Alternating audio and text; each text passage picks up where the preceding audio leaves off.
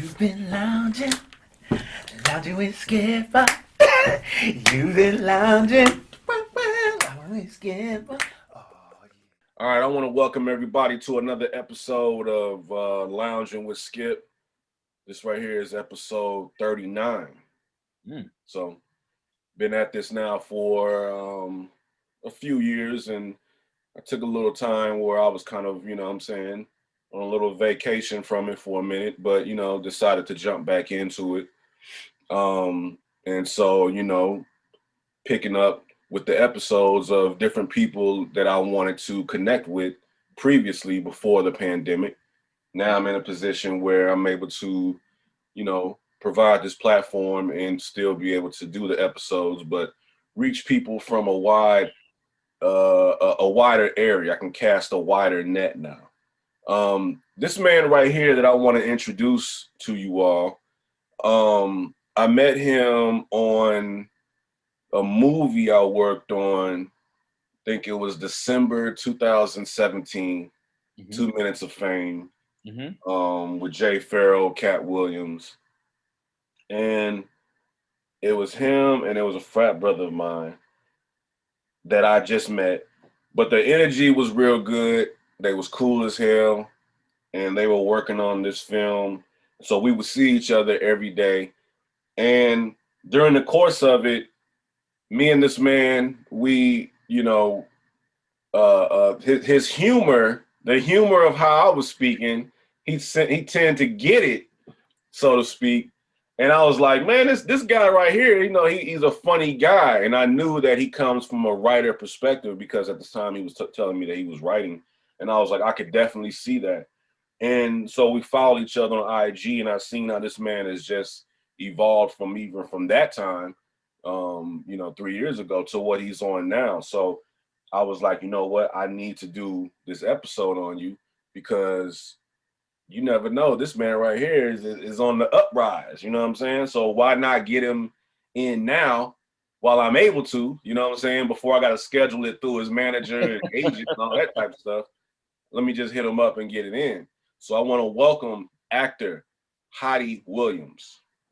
Man, thank you, my brother. I'm honored to be invited into the space. Most definitely, it's a pleasure to be here. It's a pleasure to be a part of what I feel like is a creative wave that is very much happening collectively, man. So to be able to connect with you and build with you on that is a blessing. I also want to mention to the people, I met this man again. I believe it was 2 years later. It may have been 2 years later. Yeah. On what's the TV show In the Cut, and he was in one of the episodes on there. So I believe it was the 4th season of In the Cut. So for those, you can go back and watch those that season, and you'll see there's a man on that show as well. But we'll talk about all that. You had me looking real sharp on that one. Actually, yeah. And you know what? I had people look at me like, "What did they do to you?" You for real? I was and like, you know what? That was a funny episode because you was playing the girl's like best friend, but like yeah, like from back in the day, you know what I mean? And you were like being reunited with her. Now I wanna break down the meaning of your name. So for those that are seeing this, they may see it as Harry or Harry. So how do you go about and what is the meaning behind that name? So the name is something I feel very, very close to and connected to. So my full name, I'll give you the rundown. So my full legal is Leroy Hottie Prame Williams. Leroy. I know Leroy. That's really taking it back. So in case folks are like, his name don't sound black, we're like, no, there's the black right there. It's okay. Leroy. And I'm the third Leroy, actually. My father is Leroy, as is my grandfather, because there's rarely any young Leroys these days, as we are so well aware. But my two middle names, Hottie Prame, have a really strong spiritual origin to them, actually, because I was born and then raised on an ashram, basically a spiritual community about 30 minutes outside of Los Angeles that my parents moved to, and it was founded by John Coltrane's widow, Alice Coltrane, who later became a spiritual teacher and practitioner in her own right. Wow. And so all of the children who were born there and also the adults, as they were initiated in the spiritual practice, were given names to reflect that. And so my name, well, say my first middle name, Hadi, is one of the divine incarnations of Vishnu, one of the deities in Hinduism. And then Prem is Sanskrit for love. So the inspiration behind the name was divine love. But everyone who was born there and associated there as a student was given a spiritual name. So that's the extended rundown of where my name came from. And then as just growing up, I just was always accustomed to being called Hadi Prem, and so I never really got like that comfort level of with my first name. So Hadi is just always what I've Now, do you see yourself changing that name even more, like as far as your career? It's funny that you actually say that, because it's something that's been on my heart. I think probably the last year or so, year and a half or so. Like keep the first name, keep that name. Keep the last name. Of just just doing like Hadi Prem and kind of losing the Williams, because I love my father's family and the legacy of that. But also the legacy of that's not, that's our name. That's I think it's a Scottish, I believe, is the origin of Williams. So we know that it's certainly a colonizer's name. And so I certainly have actually given it some real thought. But so it's still in the works. Yeah, man. I think it's something that I'm still kind of growing to and moving to. Now, let's break down. So where are you originally from? Where are you born? Yeah, so I was born in Panorama City, which is here in just outside of Los Angeles. Born in Panorama City. At the Kaiser Hospital, Panorama City. No longer exists there, but that's where I officially entered the world. And then my first home was on this ashram, which was in Agora Hills. And I lived there until I was about 12 years old. Then moved to Calabasas. And so I then went to high school in Calabasas, which was a whole kind of a jump from going from a very kind of simplistic, kind of spiritual environment to Calabasas, which is some of the heights of folks who are very well off and very, very financially able. So, but kind of growing up in that space of where you were in your earlier years, once you got to that, I believe that from a spiritual standpoint, that could have brought some foundation to you to where going in to that, kind of open-eared, you already was kind of blocked off to certain things going into that space, to where you was spiritually able to decipher between that energy of that person is not really, you know what I mean?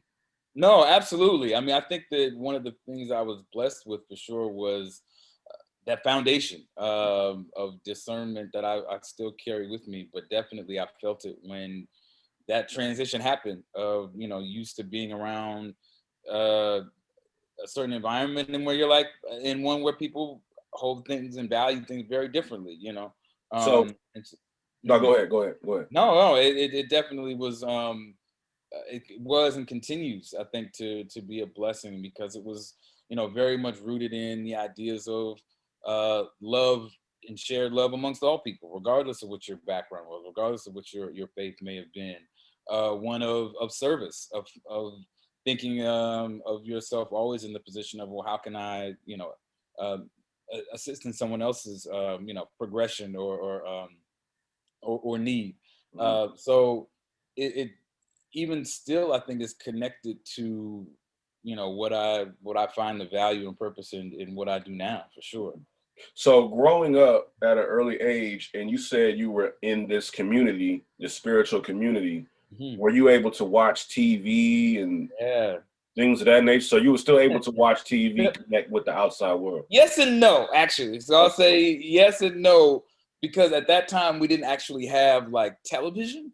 So there were definitely things from the 80s and 90s that I kind of had to catch up on and catch late. Because we didn't have it, but we definitely had, still movies, and there are some probably some obscure kind of titles that like I watched over and over and over again as a kid, but definitely as I grew, helped shape the idea of like what that looked like and what that meant, and wanting to be a part of it. So I traced some of that back to definitely some of those like early like random VHS titles that I was watching back then. Now, what was one of the first movies or shows that you watched that kind of sparked that interest in you at an early age of wanting to act? I'll say one that instantly comes to mind that was like when I'd already had an idea that I liked acting, because I was kind of pushed into it unknowingly, because actually on the ashram there are a lot of creative projects as well that adults provided for the students. And so my first experience acting was with one of the elders who would write scripts. She would write stories for us to provide to perform, and we actually organized like a youth like theater company. And so I was like 6, 7 years old, taking part in these kind of spiritual adaptations of like classic pieces. And that was like my first introduction to the theater before I even kind of knew. Or even knew what theater was? Right, exactly. And so it was like as I got older, I recognized like in my early teens, I was like, I wanted to take acting classes. Like I like this. I want to see if this is something that I can do. So it wasn't necessarily an actual movie or show, it was what you were actually doing. It was what I was doing, and then like I remember watching, of course, a bunch of things I think that were inspirational, but like one that in my teen years that was so impactful was Hollywood Shuffle, and that was one that my mom actually put in front of me to watch once she saw that I really had an interest in this. I think she was trying to, I think, provide a certain level of understanding for what it means to be Black in Hollywood and uh, what your representation can mean, not only for yourself but for other folks who look like you. And so that was definitely one I was like, oh, okay. And that's what also brought the humor effect, Oh yeah. because with the whole way, and then finding out that these are Black directors, Robert Townsend, Keenan Ivory Wayans. Mhm. And then to see the humor of like what they did with what was that the guy when Keenan Ivory Wayans had the I'm gonna curl. get you, sucker. He had Oh my gosh. he had the curl, and Look, that's a classic to me. Like that's I feel actually honored to have had the opportunity to like that was I'm gonna sit get in you his sucker. presence That was I'm gonna get and you tell sucker. him, yeah, I'm gonna get you, sucker. Yeah, exactly. Okay. No, Those, that's those one came of out those. around the same time. Yeah, exactly. Yeah, they were very close to each other, and like their work really had a profound impact, I think, on just my taste and my style. What like certainly what comedy can do, because they always had really funny stuff, but then it was also incredibly subversive as well. So were you up on it when they came out with when Keenan Ivory Wayans came with In Living Color? Were you picked up on Yeah, them from that point? definitely. Now you started kind of following Keenan Ivory Wayans, the way he was moving and Yeah. what he was putting out. Yeah, and Living Color was one where by that time I was like, I think probably that was the 90s. I was probably, I think, like 13 or so. We had TV by that time, so I remember watching episodes of In Living Color Mm. and just being like, this is amazing. This is And wild. not only that, just the fact that it was sketch comedy, so it was Yeah. still had that theater rim to it, where you Yeah. act. Right now, there is no cut. You have Right. to go, and it's in front of a live audience, which So in a you feel sense that. brings back that essence of the way things were filmed before that, with like the Jeffersons and Good Times. Mhm. You know what I mean? Coming from a Black culture background, and seeing us on the screen and seeing these guys doing the same thing that we were seeing, you know what I mean, in that from that previously. So from your mind as a little kid, as a young teenager coming into that, you're grasping all of that. Yeah. So when you left um the spiritual community, taking in all of this in, now Mhm. you're going to Calabasas. You were about how old when this occurred? So we 12 when we moved to Calabasas. What So was I was that like? like, did middle school. Middle school was I'll tell you, was an I feel like for everybody, middle school was an awkward transition. But it definitely was like uh it wasn't. I was always in a schooling environment even before where it was predominantly white, right? So that aspect of it wasn't new, and I had kind of become, I think, whether I realized it or not at the time, certainly accustomed to being one of the only black kids who either was in the classroom environment, or certainly as we got into like more advanced courses and things like that, certainly in that environment. So in that way, it wasn't that different. I think that you know matriculating through, for sure, it was being reminded of that in different ways that to some folks I was looked at differently, and I certainly was treated differently and made to feel differently. It wasn't always an overt thing. It wasn't always something that was kind of thrown at you, but certainly, yeah, It was Black Lives Matter before Black Lives Matter was occurring. Man. yeah, brother. Like It, you it know, was. my thing is, it's like growing up young, black. You know what I'm saying? In environments where I'm saying we kind of have to adapt. We have no choice but to adapt. Mm-hmm, If certain things become the norm, mm-hmm, you know what I mean? So it's like you going into that because I went to majority all white Christian school growing up in grade school, and mm-hmm, then transferred and then left that in junior high, made that transition to a school that was mixed equally black and white, right? mm-hmm. So it's kind of like one of those things where you have to adjust, and then that point in your life, you're adjusting and you're growing and you're changing Yeah. and your mind is like you're thinking about all kinds of things. So it is a rough point, especially being young, being black, and making those transitions. Mm-hmm. Um, as you were going along in school in Calabasas, did you embark on theater class or Mm-hmm. anything that? So you Yeah, continued. absolutely. I mean, that's where I really got into to really doing theater seriously. Was Calabasas. I think I decided early that I didn't have a burgeoning football career, so I hung up my cleats. Okay. And I decided to really go in and going in the theater space. And so like I auditioned for a musical my freshman year, where I discovered that perhaps I was not blessed in that aspect of the Same process. either. So, I took that L. I took that hard lesson, but I came back and, auditioned for I think the first piece that I did there was like a murder mystery night performance. And I like fell in love with it. I really did. And from there I went on to do a couple more productions with the Calabasas Theater there. And by that time I'd been taking classes and kind of by accident had ended up after a class going to an audition for an agent and kind of fell into having an agent. Really, in high school. Mhm. Wow. Okay. Yeah.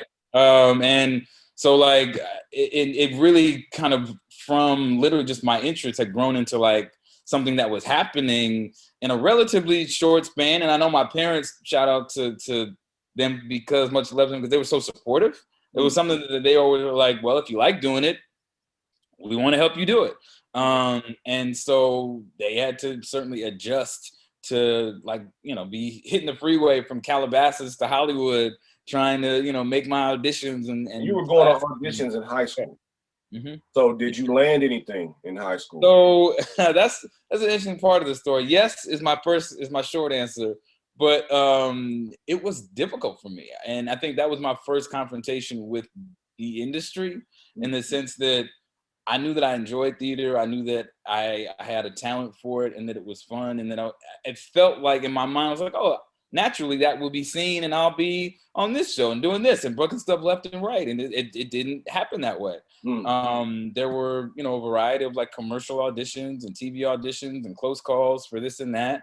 And I did like a PSA and like a commercial, but like nothing that really I think validated what my expectation was. What was your expectation at that point? I thought I would, I'd be booking. Like I remember there were a couple things that stand out. Like there were a couple ones like I just remember the show The Practice. This is like back in the day with Dylan McDermott.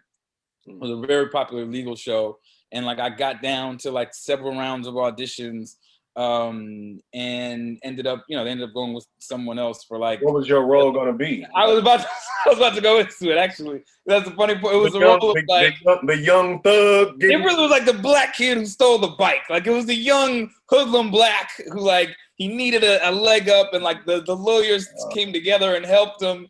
And my mom like she was in support of it. But she so rolled her eyes and like, I'm actually glad you didn't get this shit. I'm like, Mom, I want to work. And she was like, no, I don't want you doing this kind of stuff. But it was, for me at the time, it was important. I was like, oh man, I want to be in this. And then it would have been cool still at that age to see yourself on TV on this show, regardless of what it was, Yeah, no, absolutely. And like, I really got discouraged over time because it was, the rejection of what this was all during high school. Now, so did the other kids know that you were an actor and that you were going out for auditions? And did you see other kids doing the same thing and they may be landing certain things and you weren't? No, there wasn't. There were, because actually the PSA that I did, there were a couple kids who saw it. I don't remember actually ever seeing it on TV. But there were a couple of kids who did say that they had seen it, but it wasn't really that. There wasn't really like a showbiz environment there, and there weren't like I remember I did go to at my old elementary school. What's his name? Jonathan Taylor Thomas, the kid from Home Improvement. He was a student there at one point, but as far as like when I was in high school, it really wasn't. It really wasn't an aspect of it like that. So boom. So what year was it when you graduated from high school? I graduated from high school in 2002. Okay. See, okay. So I'm just kind of picturing that period. So this was around the time, B2K was about to pop off. So funny enough that you say B2K. One of the auditions that I very clearly remember was for a Pops commercial, like the cereal. And I'd gone in and got a call back and was feeling good about it. Turned on the TV. Who did I see? Omarion was the one who actually booked that commercial. What's so crazy, man, is that when B2K first came out and I saw them, I said, hey, man, that's the old boy from the Pops commercial. I was like, singer? Because I remember those commercials. The Pops are like, gotta have my Pops. Gotta have my Pops, yeah. I'm like, that's old boy from the Pops. I'm like, wow.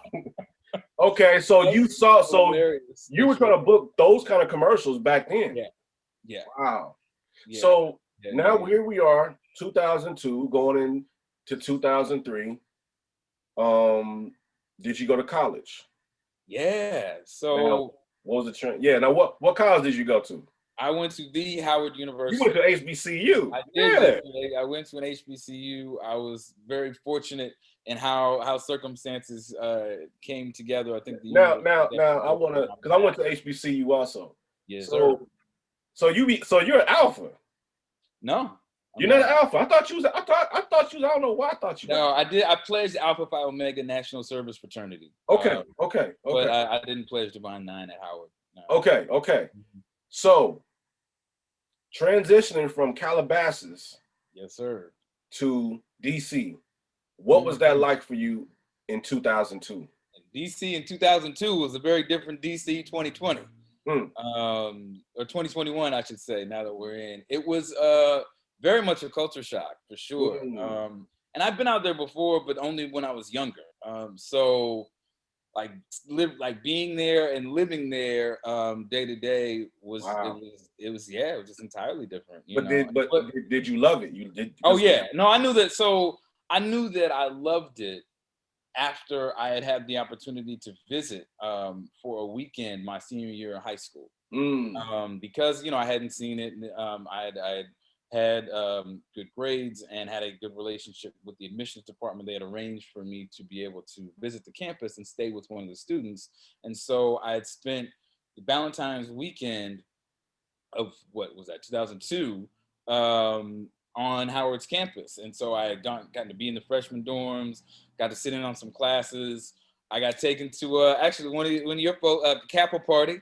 Okay. You know, they had got me out, and it was almost like you could write a movie to the weekend in a way. Like Wow. it turned me out in the best ways. Yeah. We'll just say that, like, I left with this sense of, oh, there's no question that this is where I need to be. Yeah. Undeniably so. So you could, even though it was a culture shock, you couldn't tell me I didn't belong there. Or I shouldn't Something have in your spirit. oh yeah, absolutely. Now Absolutely. going and transitioning to Howard, did you go down a scholarship? I was fortunate enough to get a scholarship. So In what? So I got an academic scholarship Okay. that was tied to my PSAT scores. So kids, if you're watching, PSATs count still, I think. But at this time, definitely, because I had scored at a certain level, they kept track of the Black student scores specifically, and so there were schools. What Howard did? Well, Howard did. There were other schools that did as well. Because They kept track of the Black students. If you were Black and you tested above a certain level, Wow. you were eligible for a national scholarship. It was called the National Achievement Scholarship.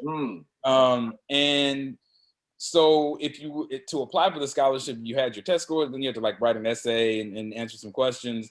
And I wasn't even awarded that scholarship, but because I was a semifinalist in that scholarship, Howard offered those students scholarships if they would come to the school. Wow. So, like I said, it was like the universe conspiring on my behalf, truly. It was a blessing, because I probably would have stayed in California, honestly. Right. And went to UCLA or something like that. No, yeah, I'd gotten into SC and Loyola Marymount, into Occidental here. And so those were like the ones I was kind of deciding which was going to be it. But once Howard kind of made his presence felt, like it was a wrap. Like it was a no-brainer, honestly. So going out there to Howard, you were there for the 4 years. So you weren't like a super duper senior. You came in, you got I came in and had to get it. Now I probably could have, at the time, I would have enjoyed another year or two, but no, I came in and got it in the 4 years. So out there, were you focused on auditioning? It wasn't really on that. It was really taking in the college experience. So by this time, I mean, I had gone through my kind of phase of falling out of, I think, love with the industry and out of love with acting, and had realized, like, if I'm going to go to school for 4 years, getting serious with what I would really focus on, and acting, you know, really was something that I still had a love for. And so I decided to go and be a theater major. And certainly because I've become aware of Howard's history when it comes to theater and the arts and performance, and, you know, just some of the incredible folks who have passed through the program, I knew that that's what I was going to be doing. So in that, like, I enrolled. What'd you get your degree in? It was a theater arts. So I got a bachelor in fine arts and theater arts with a specification in acting, and then a minor in film production. So I mean, that's what I'm saying, man. It's always good to hear educated brothers speak, man. And here we are, two educated brothers on this Zoom. You know what I'm saying, having conversation. I feel like I'm gonna hit a light real quick, because I feel like the sun is going down, and I feel like I'm getting shadowy right here. Hold on, it's shadowy. Let's turn on another light. Yeah, I want to thank everybody for tuning in to the episode. You know what I'm saying, how he's getting his lighting together. I want to let you all know, you all can go to the Instagram, Loungin, LOUNGIN WIT_SKIP. And you know, check out the other episodes. The podcast is on all platforms, podcast platforms, so you can hear. That's a little bit okay. It's a little bit more of the ambiance. Yeah, bring perfect time for a plug. Well said, brother. Yeah. So I want to say, so how was it from when you left coming back to LA?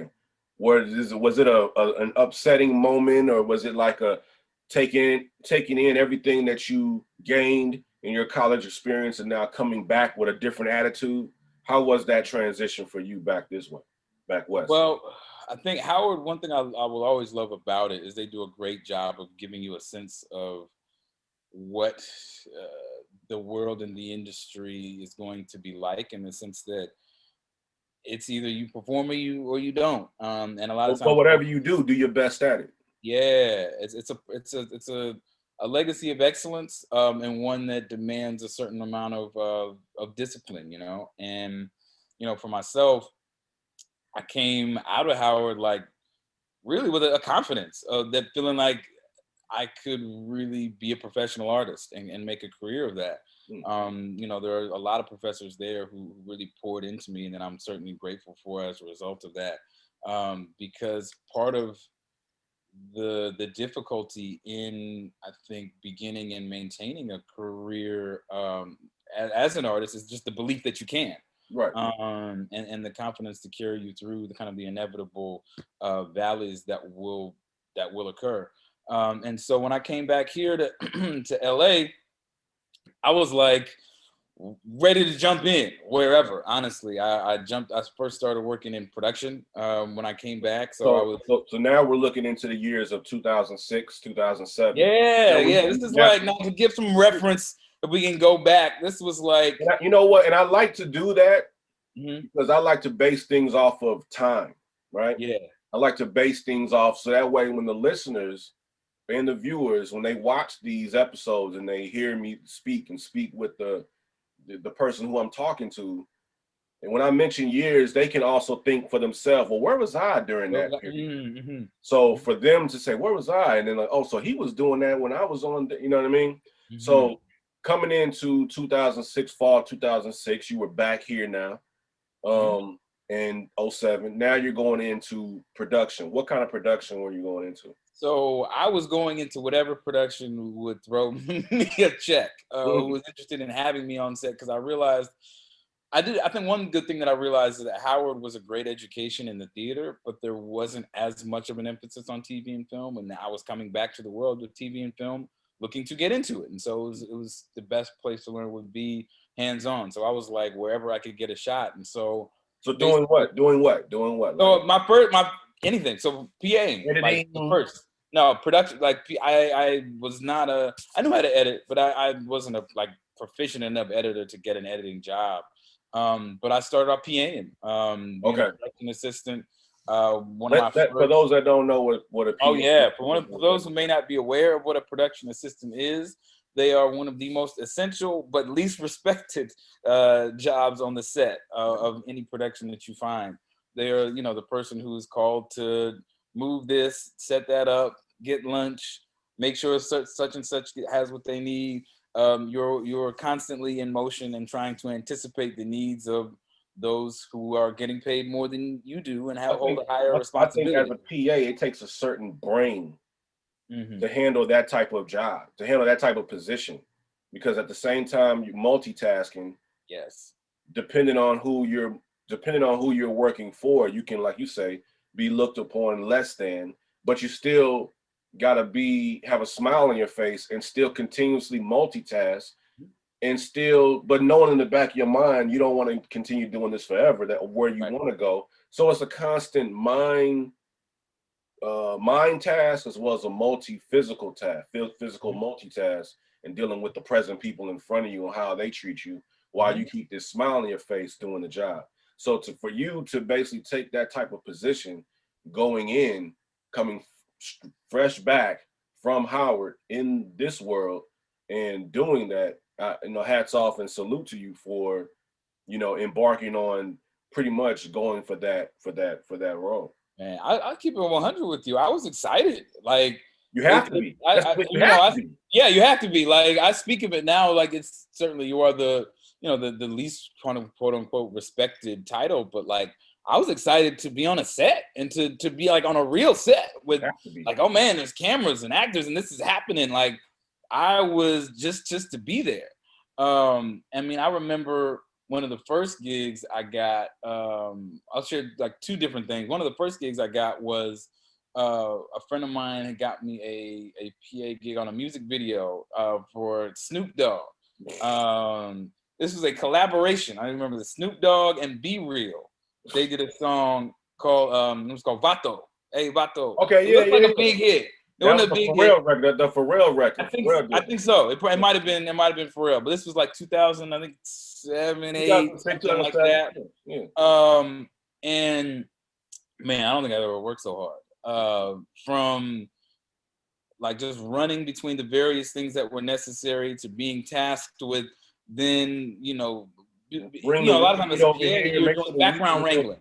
Make sure the weed is over there. Make sure the weed is over here. I tell you, Snoop and both Snoop and Be Real, they don't travel alone. They don't come alone.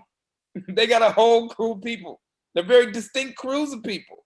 Not to mention the extras who they got to look like they were part of their crews of people.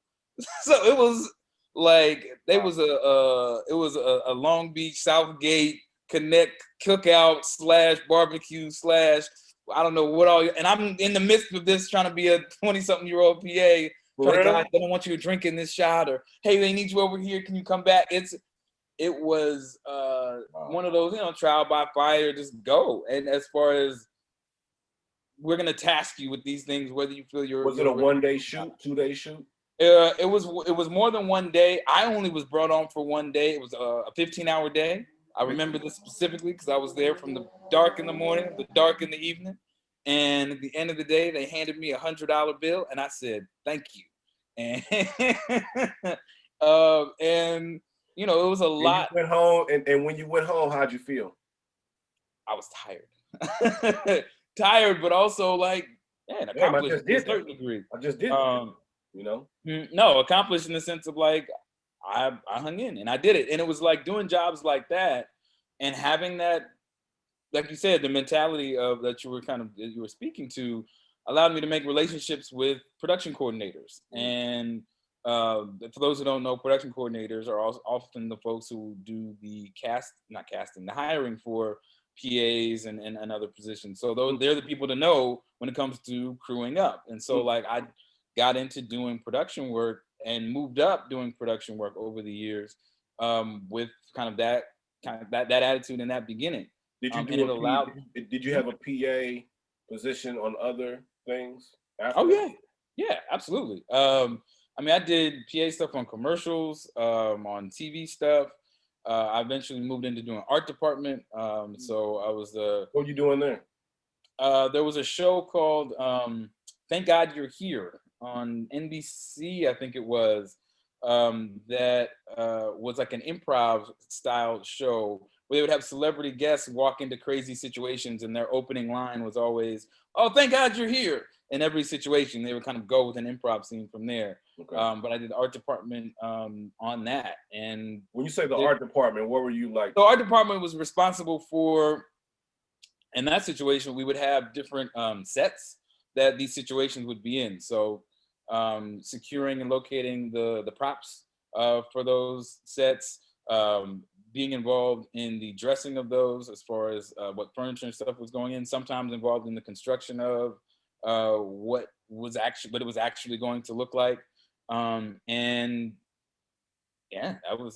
So during this period, being a PA, working in the art department, working other positions on the sets, your mom was like, "Man, if I can just get in front of that camera." So it's like one of those things where it's not always about landing straight in front of the camera. Sometimes you have to go through the journey of it all to get to the camera for it to be authentic, a genuine situation that occurs, which places you in the camera, places you in position versus just going out for audition. Now you're in front of the camera, because now by you working as an adult in the field of TV and film, now you're becoming more solid, more stable, and also with the mentality of coming back from Howard, more confident in your movements on what it is you're doing, to where now the network and the relationships that you're building working these positions, you know what I'm saying? It places you in a position where once that camera is in front of you, you know how to maneuver now with that. You know what I mean? Because of the confidence that's been built and the work that you've been on all these years, even based on, it's like everything comes to fruition from even when you was like in grade school. You know what I mean? Everything just comes full force. And now you're looking at everything like in a full circle position, like, wow, that's why this happened and that happened and I had to go do that. Okay, that's why I had to go back and do that. You know what I mean? Looking at everything in hindsight. So moving forward, like, 2000. So when was it where the transition occurred where now you got your next shot to be, what I'm saying, to actually be on, on a screen or near it or, so where you can be seen in the background or whatever? It was a bit of it was kind of happening simultaneously a bit, because I had a couple of like smaller roles in either like Friends Productions. Shout out to like my brother Corey Grant, also a Howard film brother. He did a film in 2006, like straight out of my time at Howard and being back in LA. I had a supporting role in that. So it was like things that were happening. I wasn't, but I wasn't at it full time. I wasn't putting all of my energy into it, and it wasn't until I'll flash forward a little bit, because I got sidetracked a bit with a corporate gig for a couple years that really had me like living more comfortably than I had before, but also just really starving what my creative needs were. And I think I was put in a position where in 2012 I was let go from that position in a way that was like a blessing in disguise, in the most profound way. And it really was at that point in 2012 where I looked up and was like, okay, spent some time, a whole bunch of time, a whole bunch of time invested in something that I don't really care about. I have a little bit of money saved. Let me go at this 100%. And that was also, so let me go at this 100%. And that really is what was the beginnings of my like being like full time, entirely focused on building my career as an actor, as a creative, as a writer. And So you've been so you've been solely working off as an actor now for the past 9 years. no, not at all. I would love Okay. to say that. Okay. Man, that would be beautiful. Okay. There's been definitely times where I've been able to enjoy that, and like I've had, good situations where I didn't have to be concerned with, finding other work to supplement my income. But it's the nature of what the game is. Sometimes it's like if you are really, dedicated and committed to the craft, it's like you're doing it whether it's feeding you literally, in terms of paying your bills, or whether you're just in the practice of and in preparation for the next opportunity. I think when it kind of goes into, so was there any from the time of 2012 to 2017 when I met you, what was occurring in between that time for those 5 years? 5 years. It was a lot, man. It was a lot of growth, a lot of lessons, a lot of life lessons for sure. I mean, career wise, I was just auditioning like crazy. I booked a role on My Crazy Roommate in 2013, which was a show produced by Bentley Kyle Evans, Bounce's first scripted show.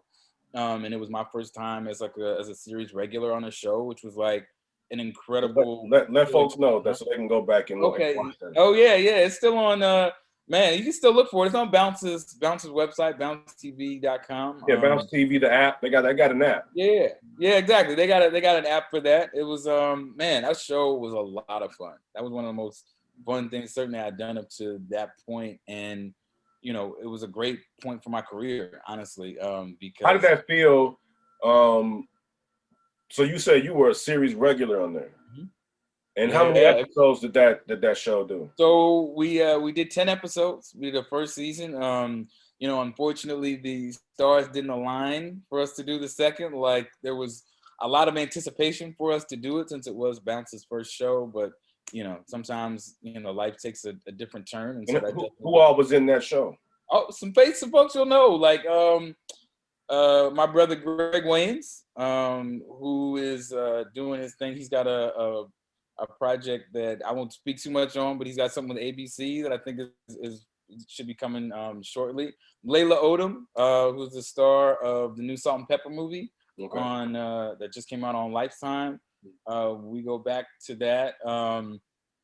I think who's still Andrew Ditz was another great actor who's he moved to New York. But I'm thinking of like the cast that we brought together on that was just at the time was just, it was a lot of fun. We really enjoyed each other. We had a great time shooting it. Also Brittany Richards and Daniel Kunst, and of course Destiny as well. So we had like a great time on the show, but you know, it didn't. Things like that happen. Things like that happen. Yeah, and as if you're gonna be in it for the long haul, I realize you just have to be able to take, like I said, those valleys. It's a marathon, not a sprint. Yeah, as exactly that. So going into that was 2013. That's 2013, and so from there it was like, again, just like, I mean, I'm auditioning for.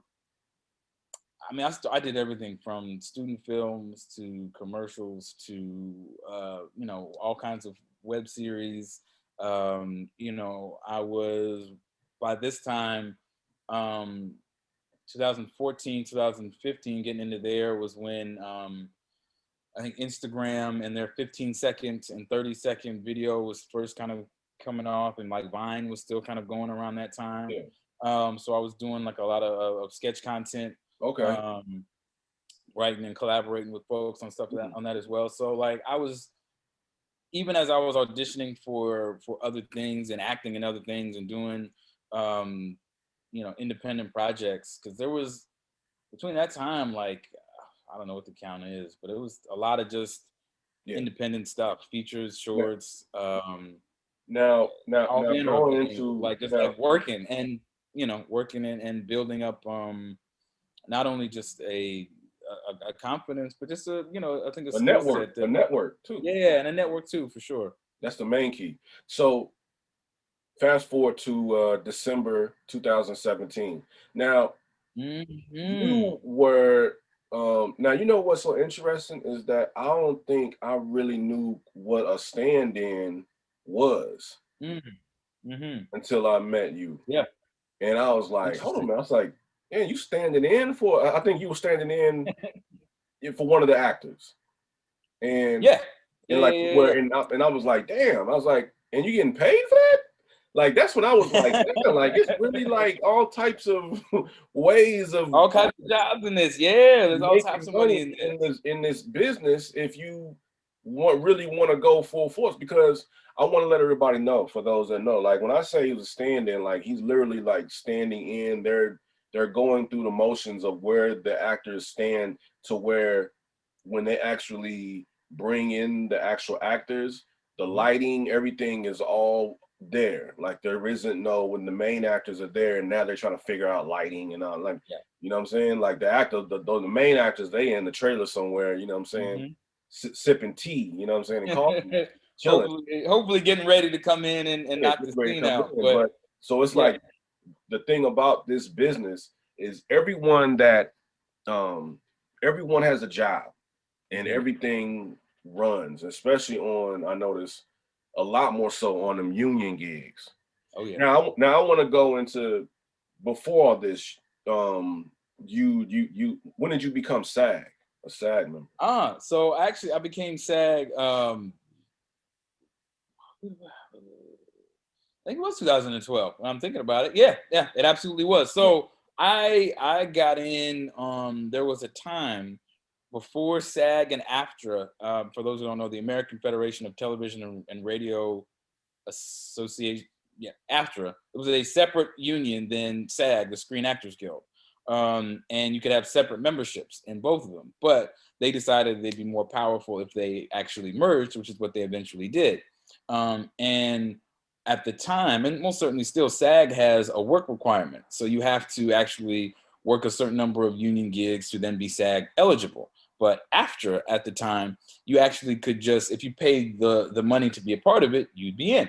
And so there was basically, like, just before the merger happened, realizing this, I paid to join AFTRA, and when they merged, I was automatically kind of brought in as a member of SAG-AFTRA.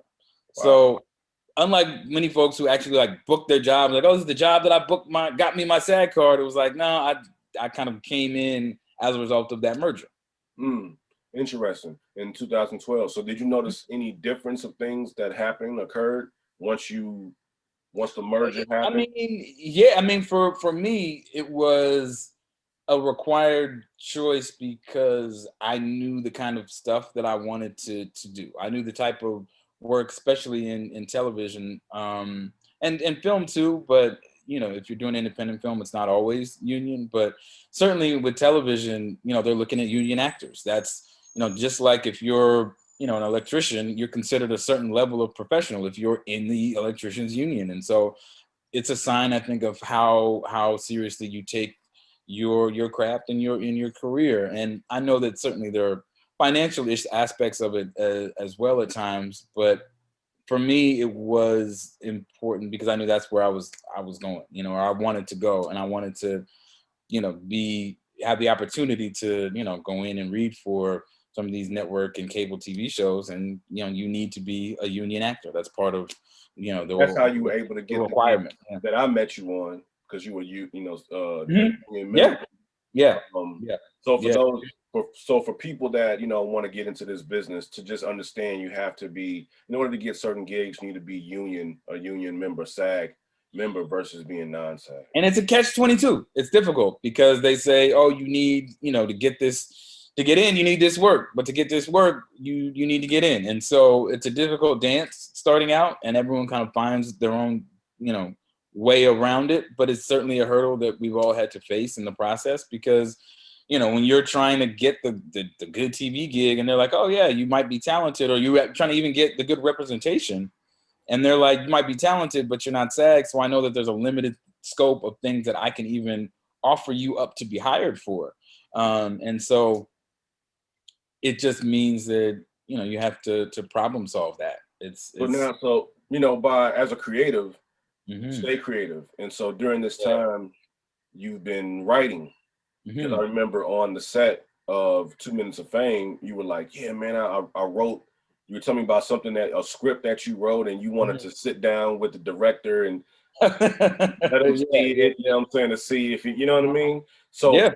how'd you get into what was it about you that wanted to take your thinking and put it to a piece of paper and start writing your own scripts? hmm I mean, when I think back on it, I've been writing since I was a kid, and I had enjoyed it, even from like homework assignments where they were like, where we would read a story in class, and they said, "Well, write a different ending to this story as part of the homework."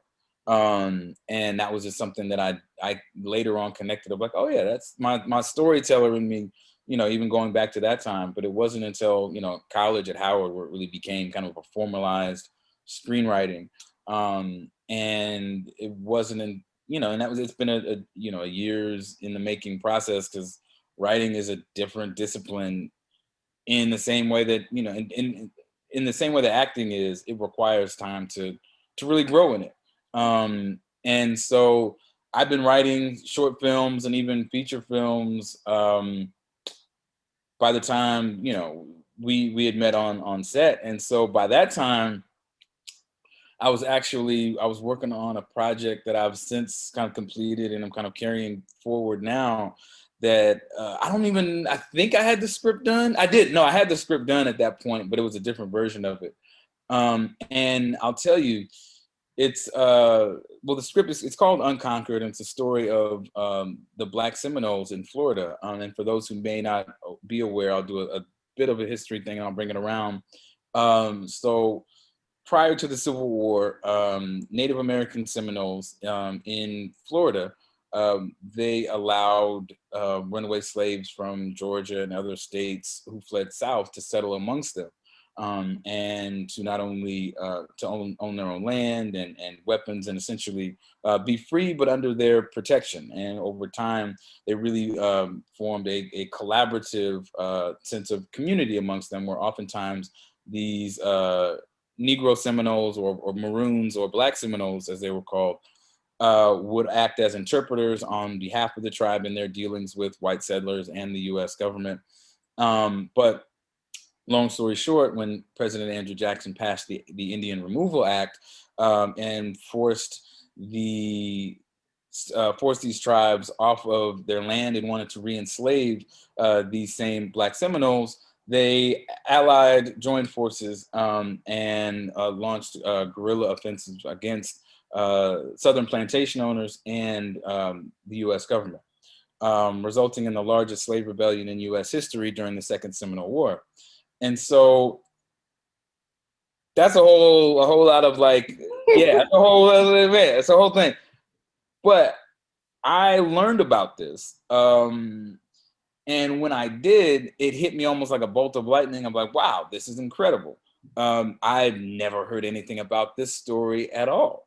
And it motivated me to dive into just researching it and learning about it and learning. And the more that I did, I immediately, I kind of knew that there was a story here to be told. And I kind of looked around for like, well, who's going to, I'll write this. I guess, okay, I guess I'm doing it. Because there really wasn't anything that was out there. And, you know, sometimes I think as a creative, it's healthy to challenge yourself. And this certainly was a challenge because up to that time I was writing a lot of comedy, a lot of satirical comedy that had like your breakout. This right here would be your breakout, the directorial debut breakout movie right here, man. Well, that's what we're working towards. You know what I'm saying? That's like a modern day. I don't know. I ain't gonna say like Roots, but no, it's definitely like modern day Roots, Birth of a Nation. In the spirit of it.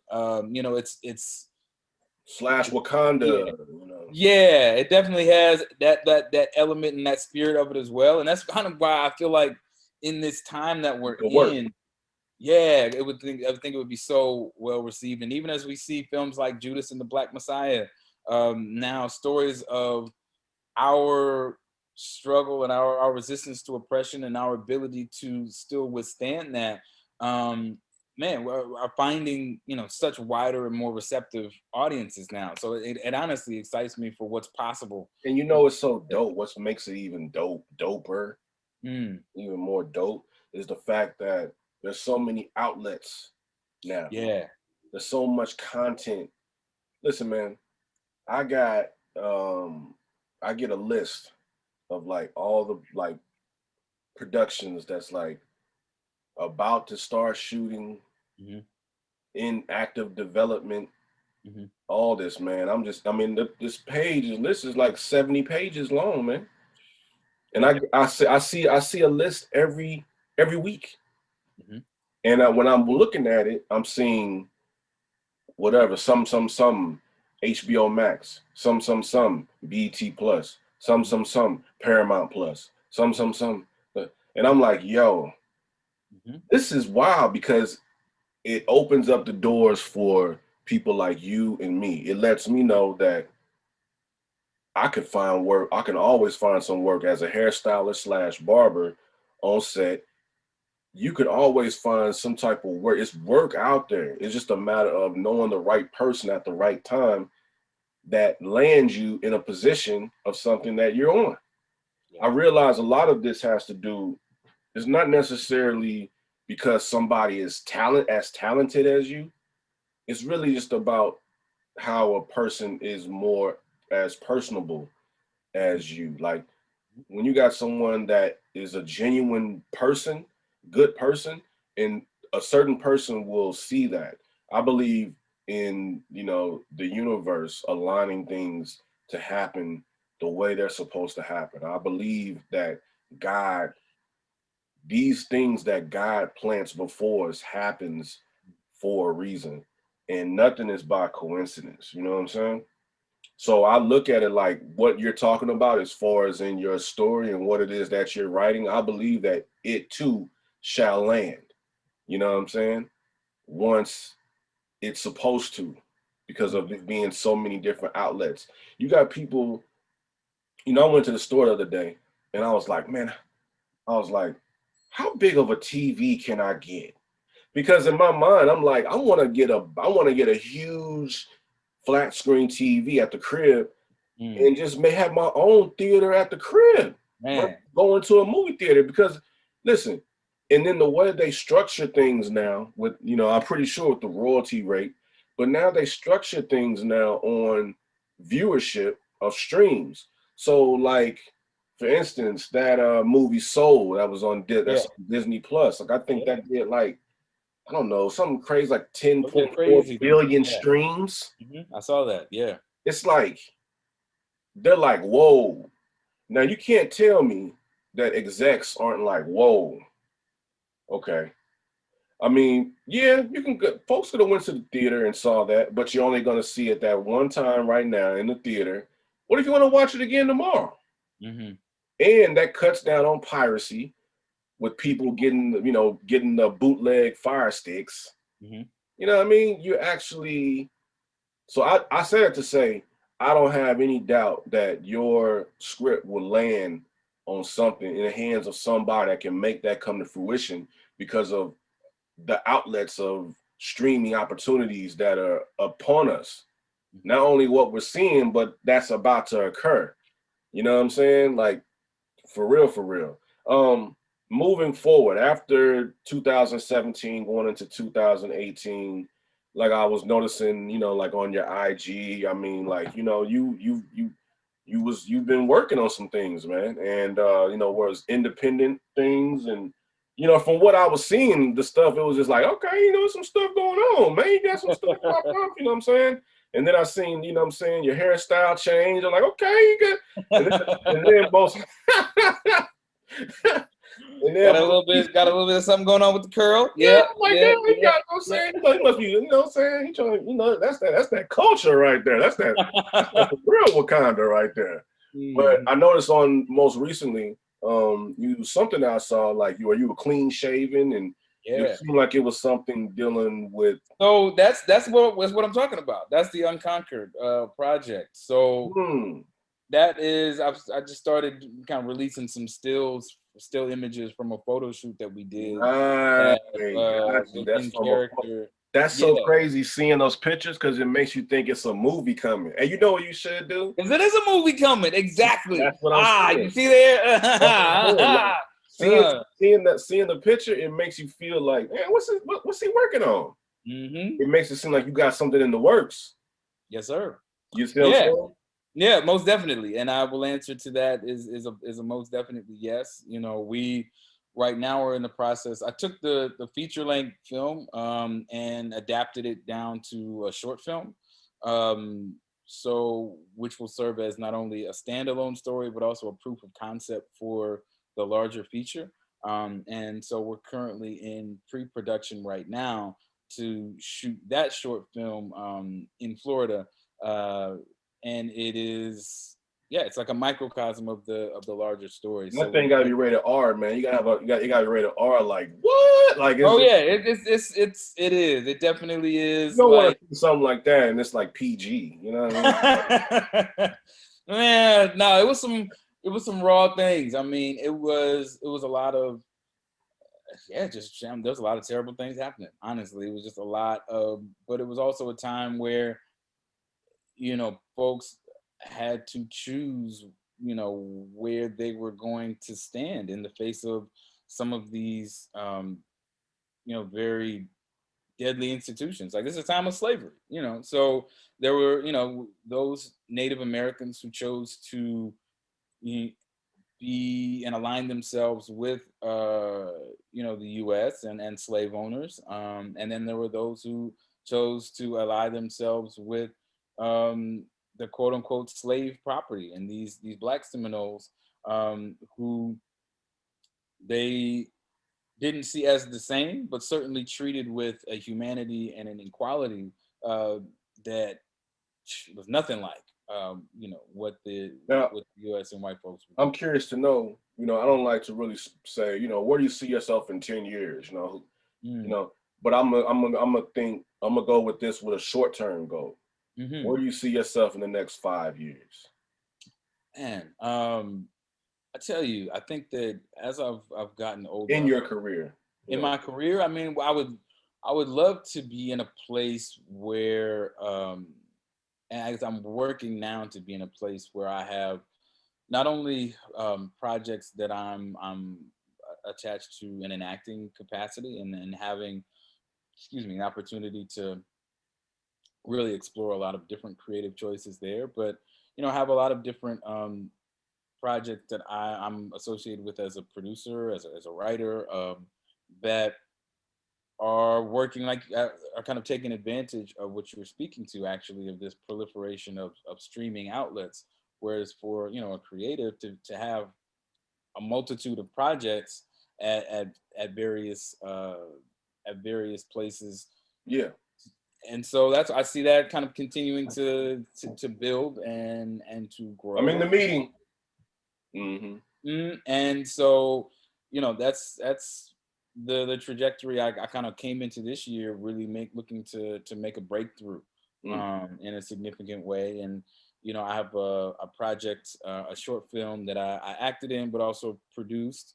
And then I have another short that I produced that's wrapping up post as well now. And so I'm kind of getting Mm. ready for, like I said, the Unconquered project, and Okay. also my sketch comedy series Mm. is. Now that's what I want to talk to you about. That's Oh what yeah, yeah, yeah. So that was landed through, that's on is that on Foxhole, Pounce? Foxhole. That's on Foxhole. Hmm. So Okay, yeah, so talk about so that. Talk about that. yeah, absolutely, man. So this was kind And of, and how did you release that during the pandemic? man, I know that was a blessing for real. And I would say, especially during a pandemic, to sell a show, I felt, especially one that was just entirely done independently, Mm. that was really like blood, sweat, and tears to make it happen, with a lot of. And that was Uh, through Bentley.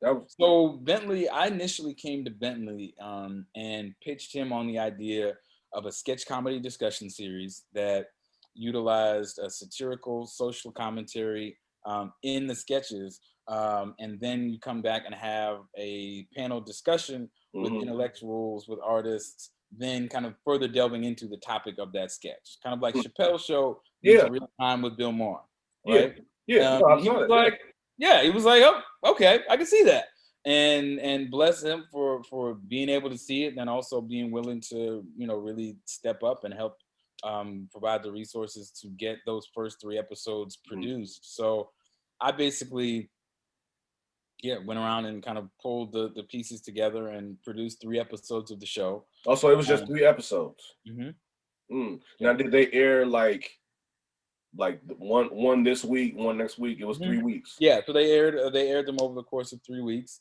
And man, it was, like I said, it was How long was it? How long was it? a half an hour. It was 30-minute episodes. Nice, nice. So from that, we have a whole season that's has been written at this point, and is currently kind of being looked at by some of these other streaming platforms. Wow. Because the beauty of licensing is that, even though it played on Bounce, um, they don't own the content at this point. It's Right. still my show. It's still my thing. So then I'm kind of free to take it to where it can live next, and be able to get paid from it again. Yeah. And So that's speak on that. So speak on that yeah. for people that are watching this and hearing this. Mhm. For those that are in that same position, what does that do? That does that hold like leverage over someone, whereas just buying it outright, or just taking, you can to or you or it's good to have it to where you can kind of lease it to different Yeah. people, In different. in in this day and age, what we've seen, because there are so many new platforms that are coming up and that need content and need quality content. Definitely my advice to creators is to retain the rights to it and work out a non-exclusive licensing deal. Whereas they pay you for a certain amount of time, be it a year or whatever it is, a certain amount. They have paid for the right to be able to, have it on their platform, but are certainly not the owners of that material. Once that time frame has expired, you get the rights back, and it's yours to do with as you will, because there are just so many different places that are Wow. open to Now content. was now was it cussing on that show? Uh, we did a little bit, not a lot, but I think there certainly were some intense moments because we were talking about some real stuff, and I think So that that's kind of something that could have landed on a Comedy Central. absolutely, yeah. And you did 3 episodes, so they may say, okay, we like these 3 episodes. We need for you to come with, 4 more. That's so the entire idea is that like we produce these 3 episodes as not just for them to live on their own as they do, but also as a proof of concept for what we want to do with the show. And so we have something like a dozen other scripts that are already ready and a part of what the presentation is and what the package is as far as Unpack goes. I know that it will find a home somewhere. We're still Mhm. kind of figuring out where that next platform for it will be, but I think that as long as people are enjoying to laugh and then also wanting to talk about uh, pressing issues of the day, there'll be a space for the show, because I think it really brings those two together in a way that is kind of unique and engaging. And what's that show? What's the name? What's it called? And what platform is it Unpacked. on right now? So it's called Unpacked, and the episodes are on Box Soul, which can be you can get that through any number of ways. I know they have like boxsoul.com, I think is the easiest, but they have an app as well that you can Yeah, I've download. seen the app on my smart TV. Yeah. Yeah, you can do it. Yeah, you can get the app on the TV as well. I mean, they're growing fast. They're building fast. Wow, that's dope. It is because it's not a and it's dope to see specifically with you know content exhibitors that are looking to give opportunities to Black creators. Yeah. And Foxhole is one that is definitely doing that, and it looks like they're on a very much on a growth trajectory. And like I'm excited to see that we have more and more of these platforms that are receptive and interested Hmm. in working with with talent that aren't household names yet, but Yeah. are really putting out interesting, compelling work. I mean, when you look back at it, and we're gonna go back to the sketch comedy of In Living Color, your show could be looked at from a 12-year-old Black kid in Minnesota that Mhm. turns on Foxhole and watches Unpack and looks at the way you are and the people Mhm. that are around you the way you looked at Keenan Ivory Wayans Wow. and all them on In Mhm. Living Color. You know what I'm saying? You see how things come into Yeah, that's full deep, bro. circle, and it's That's not even you trying. It's just mhm. all a part of you. You know Mm. what I'm saying? Um, Yeah. yeah. When you look at it from that perspective, it's really like, wow. So you gotta. That's why this podcast is not necessarily meant for us. It's meant for people that want to get to where we are. You understand what I'm saying? And they look to us like, wow, man, I want, like, how can I get there? Because I remember the days when I was like, how can I get there? And I Mm. didn't have an outlet to be able to see or hear any stories or any history background. It was always from reading the Source magazine, or Mm. you know what I Mhm. mean, or it wasn't podcast, it wasn't blogs, it wasn't the internet. You know what I mean? Right. Literally. Yeah. So you really had to take you really had to take that gumption from within to really push forward. So I say that to say now we're in a position where someone can, another 12-year-old Black kid can Minnesota, small town in Minnesota, can be watching your show and watching this podcast and then want to go watch that show because he wants to be able to leave and he wants to act and he wants to be able to move to LA to pursue his film and TV career. What are some things, just to kind of finish things off, what is something that you would tell an up and coming actor, creator, who wants to get into this industry?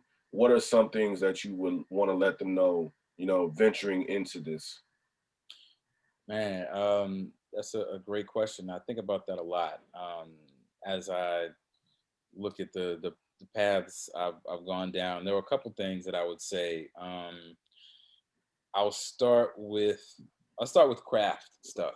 When it comes to, that's the knowledge that anyone can attain by being curious. Whether that means looking up material online to read, whether that means going to a library and checking out plays and scripts to read, whether that means, instead of just watching a film, but actually taking notes on each scene, and understanding how the story moves, and then watching other films to find and understand kind of the commonalities that are in story structure. That means, all of the kind of technical things and understanding, that are foundational stuff. And as an actor, I would say that just means just sometimes just doing it.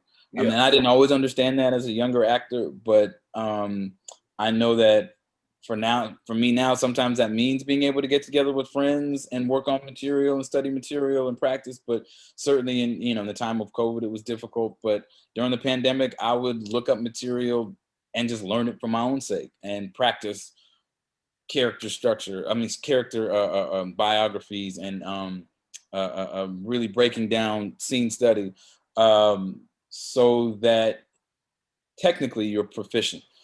So reading the books. I want to interject right there. It's kind of like, I think for creators, the pandemic was a blessing. Mm-hmm. Yeah, it can certainly be looked at like that, barring, of course, all of the things. Yeah. But like, as far as like being able to really, I think, focus in and ask some real questions about what do I want to create, how do I want to go about that, what's important to me, and then how, and even studying up. If you look as an opportunity where it's like you don't have distractions, so study, so read, so go in, so learn and apply it. And I think that it definitely served as that in a lot of ways for me. So I would say all of those things for sure. But then on top of that and separate from that, is, I think, the emotional well-being. And certainly if you're looking to make a career of being a creative, whether it's actor, writer, director, or whatnot, for most folks, it's years and years of trying to do that and creating stuff, that for it can be perceived as failure, if you let it to. I've kind of come to appreciate it as just part of the growth process. Yeah, part of the growth process. But it can feel like failure. It can feel like, your time. What the hell am I doing? Yeah, all those things. And I would say to nurture your, get comfortable in your own emotional truth. And know that people's opinions of you, whether they be favorable or unfavorable, are never the true determination of your worth and value. And it's really important as an actor, because you're constantly being judged, be either favorably or not. And so sometimes it can be too easy to eat too much of that favorable, and it's like you're feeling a little too good about yourself. And then sometimes it's like, you eat too much of that unfavorable, and it's like, damn, you don't have the confidence needed to do the work. So yes, nurture that and do that, and to never hesitate to not take a job that may not be that active job, but it may be close to it. So never hesitate and deny a job that can get you in front of that camera. Bro, I've got stories. No, I mean, I'll share a quick story, like, of that very thing happening. This was when I was doing production work. I was finishing working on a reality show. One of the producers on that was about to do an independent film, and I was I was a transcriber on this, which is the person who just literally, for those who don't know, on like reality shows, all the words that they say, someone has to type all those up so that the producers have pages of scripts to go through. Go back on. Yeah, exactly. Decide what's in and what's not. So I was doing that. And when you said "shut up, bitch," okay, right here. You know what I'm saying? Exactly. Okay, yeah, right there. Like, Okay. I've had to go back like, what is the appropriate spelling of "bitch"? You don't know my name. Yeah. What is like what? Right. How do you? Should I write in the gesture that she grabbed? Right. Bitch, you don't know my Hold name. on, that be included. Right. And you know what's crazy? If you look at the captions on, Oh yeah. like sometimes if you go and look at like Menace to Society and put on the captions. Or it'd be like, nigga, what the, whatever. The captions, it'll be like nigger. It'll say nigger. I'm like, man, what the hell? Like, hold on, that ain't what he said. That ain't what he said. Yeah. That's just interesting. That's interesting seeing it. So you were a transcriber. I was for that particular job. Yeah, for that particular job, I was. And she basically was like, she offered me they needed a driver for this other film. And I was like, for transpo. This was an independent film, so there wasn't even like official transpo. So in the film or like driving the no, for the production. So for the production. So for transpo, okay. Yeah, basically yes. This was indie transpo. So this was like my '96 Toyota Camry was the transpo. Oh man! So it wasn't the van, it wasn't the shuttle. No, sir. That's what I said. This was indie. This was indie transpo. Okay. So they did not have the full budget for all that. So she's like, yeah, you're going to be picking up one of the actors in the film and driving him to and from set. And I'm like, okay, great. Pull up first day. I'm looking at the address. I'm pulling up, and it was over here in Brentwood, off of the 405. Very nice area here in LA. Nice homes and whatnot. I'm like, who am I picking up? Pull up, and who walks out? Ving Rhames. He's the lead in this film, and he walks out. First thing he says, he looks at the car. He's like, "You driving this?" And I'm like, "You're like, yes, Mr. Rhames." It felt like a car they gave you. No, it's like he's looking like, "This is the car they gave you to drive me." And I'm like, "No, it's mine. It's my Camry. It's getting me around these days." But long story short, I was his driver. How fast does it go? You could have been. How fast does it go? Or some Fast and Furious type, like as fast as you want it to go. Yeah, exactly. I'll get you wherever you like that. In a position like that, I would have been like, "What the hell? This is crazy." Ving Rhames is in the damn. It was crazy. Oh, I'm thinking Vin Diesel. Vin Diesel. Oh, okay. No. This is Baby Boy. Oh, Baby Boy. Yeah. That makes it even funnier. Hold on a minute. So this is Ving Rhames. He comes outside. Yes. He said they picking me up. It was definitely him looking at this Camry like I know they ain't have no money, but damn, this guy they left me.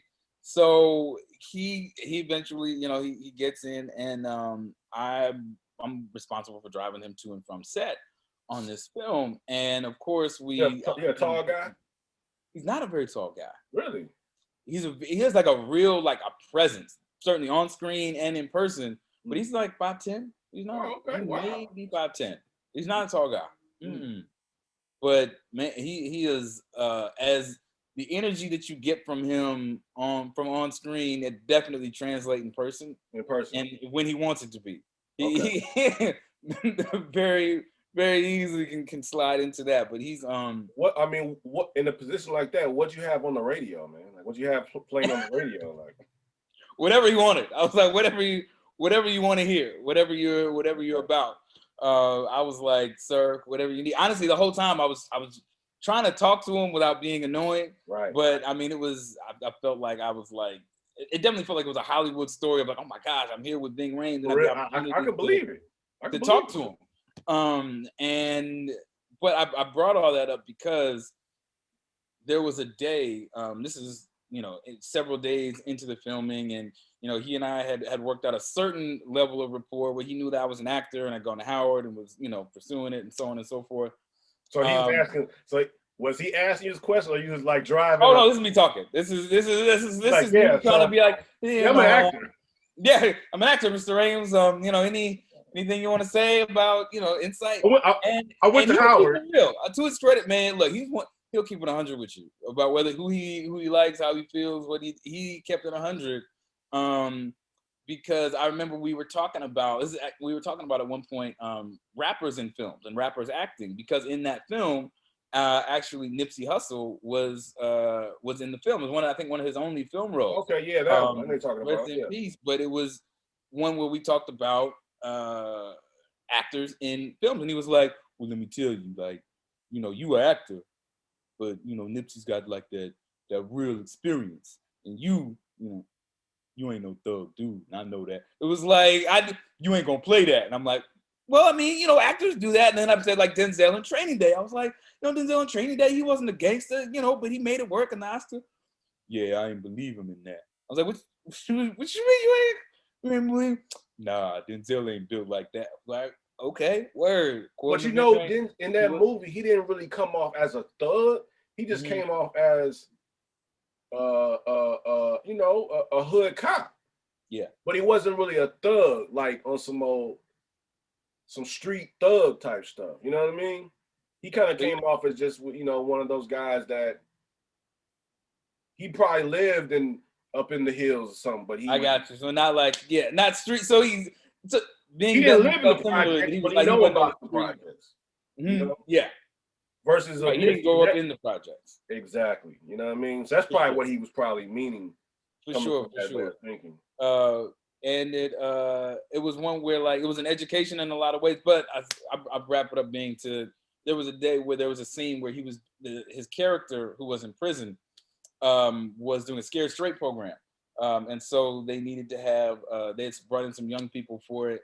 And I forget, one way or another, they kind of had turned to me and was like, "Heidi, you're an actor. Do you want to be in this?" And naturally, yes, of course, me, jumped at the opportunity. And it ended up where, I ended up in the scene with Ving Rhames. And doing what? And doing a scene with him. So he comes in, it's like we're part of a Scared Straight program in this prison that he's kind of like this infamous gang leader in. And I have a scene like one-on-one with them. So you were the one being Scared Straight? Yes, I was playing with one of the kids. One of the kids who was coming in, and I was scared straight. And he was scaring us straight. Okay. But it ended up being one of, like, at that time, certainly the leading to my reel, because I have this scene with Ving Rhames. And up until that time, I don't think I had, and even since, I have something with, like, an actor that is as notable and well known, and it came from this opportunity that was not that at all. Was saying yes to being happened. Yeah, because you took the job. Because you took the job as the driver. Yeah. So once again, for those that are listening and watching this, never hesitate to take something, work something that can maybe be a part of you in elevating.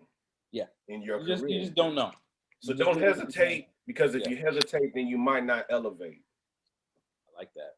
If you hesitate, you might not elevate. Hesitate, you might not elevate. That's real as all hell. You're laughing, but I'm like, no, that's truth right there, especially in this. Because sometimes if you hesitate, it's like someone else isn't. Someone else is glad to jump in that opportunity. Exactly. And it's not to certainly to tell yourself short, but to recognize, like, you don't know where your blessings may come from. Exactly. They will come from around corners, and from folks who you may not have even imagined. And sometimes it just means humbling yourself to be able to be in a position to receive that. I remember it was a job, and I'll wrap this up too. It was a job that I took. It was the lowest paid job I got. This was let me see. I met you that December 2017. This was summer. No, this was summer 2018. It was the only job I took that was brought my way in 2018. It was a BET movie. I think I was getting paid $75 a day to be there for X amount of, the whole entire day of every day of shooting. Cutting everybody. I'm cutting the leads. Okay, yeah. You know what I'm saying? I'm cutting the leads. Like it was you know what I'm saying, like Leon was in the movie. Mm-hmm. You know, it was working. Yeah. Yeah, so this was like lead, you know, it was a BET movie on TV. Trip off this. It was the only job I was able to work that year. I was making $75 each day. I had clients still hitting me up, wanting me to come to cut them at the shop. Mm-hmm. I'm trying to balance the two.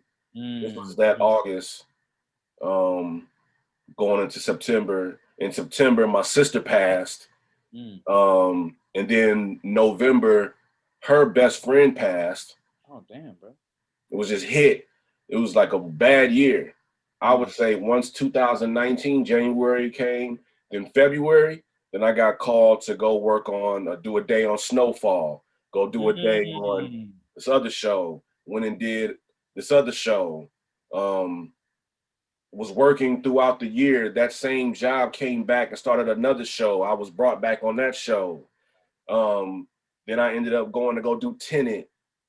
Then I did another show. You know what I'm saying? You were on Tenet too? You've been getting around, my guy. Yeah, I did 3 weeks on Tenet. Woo, man. They had us on location in the desert, India, California, in the desert. Oh, but wow.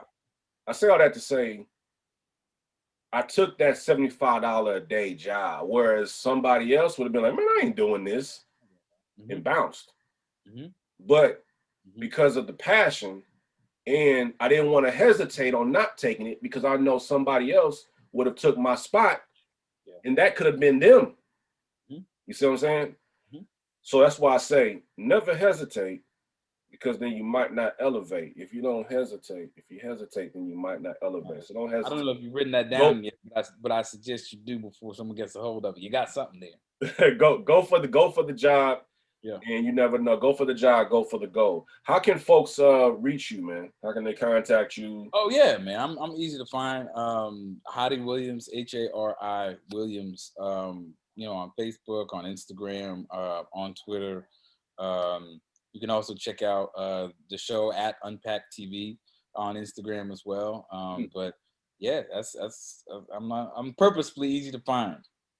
Brother, I appreciate you lounging with me, man. This episode was long overdue. We've been talking about it over the past. We have been for a good minute. Years. So I'm definitely, you know, like I said, once the platform came about, I was like, you know what? Let me go ahead. Let me not hesitate. There you go. There you go. Exactly. Let me not hesitate, because then I might not elevate. Let me go ahead and get this podcast going from the Zoom. You know what I'm saying? That way I can reach out from a wider perspective. Look, you're not limited by, you're not limited, man. It's going global. You can go anywhere and everywhere. So, brother, I want to thank you for lounging with me. For those that are watching this or hearing this, you can go to the Instagram, Loungin, LOUNGIN _WIT_skip. And you can check out all the different interviews of different people that I interviewed throughout the course of the couple years, as well as going to Spotify and YouTube and checking out the actual interviews and stuff, the audio and the video. So I appreciate that. Yeah, man, you good? Oh yeah, I just was I just jumped up. It's funny, I thought.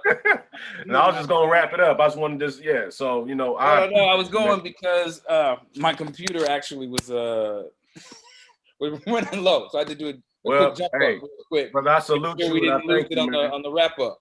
And I thank you, man. Thank you for lounging with me, brother.